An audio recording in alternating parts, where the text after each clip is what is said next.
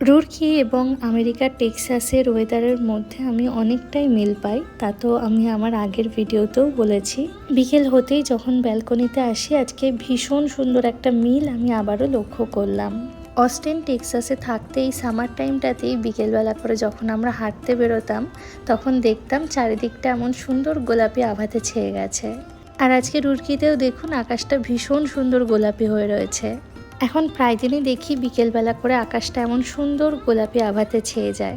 কখনো আলাদা করে ভিডিও করা হয়নি, তবে আজকে ভাবলাম এই সুন্দর মুহূর্তটা একটু ক্যামেরাবন্দি করে রাখি।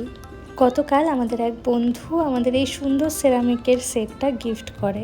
আজকে বিকেলে হাতে একটু সময় পেতে ভাবলাম এটাকেই আনপ্যাক করে নেওয়া যাক। আমার ভিডিও দেখে প্রায় সকলেই হয়তো জেনে গেছে যে আমি সেরামিকের জিনিস ভীষণ ভালোবাসি। খুব সুন্দর একটা সেরামিকের টি সেট আমাকে এখানে দিয়েছে। সেরামিকের জিনিস বা ক্রকারি সেট বলতে না আমার বিদেশের সুপারমার্কেটগুলোর কথাই আগে মাথায় আসে।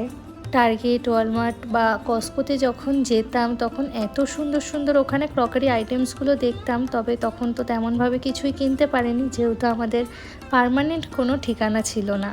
তবে এখন ইন্ডিয়াতে এসে আস্তে আস্তে পছন্দের জিনিসগুলো কিনছি। টি সেটটা দেখুন কি ভীষণ ইউনিক দেখতে, আমার তো ভীষণ পছন্দ হয়েছে।